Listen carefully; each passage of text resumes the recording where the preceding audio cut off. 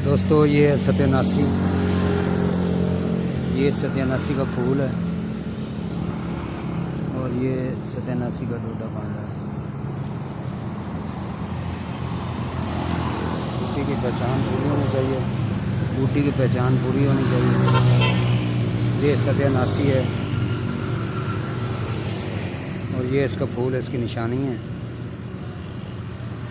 ये सफ़ेद फूल वाली भी होती है मगर ये येलो फूल वाली है। इसको सत्यानाशी कहते हैं।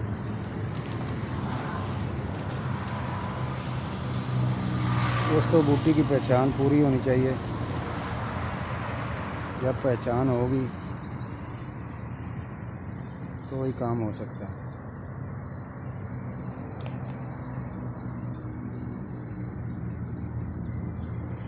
ये सत्यानाशी है और टोटल कुश्ते इसमें तैयार होते हैं। मुसफ़्फ़ी खून होती है इसके नुगदा में, आयल में, दुनिया जहान के कुश्ते होते हैं। ये इसका डोडा है। जब ये पक जाता है तो इसके अंदर से चितकबरे दाने निकलते हैं। चौरस इसका डोडा होता है। 4 एंगल लिए हुए, 4 पहलू लिए हुए इसका डोडा होता है। 4 पहलू होते हैं इसके डोडे के।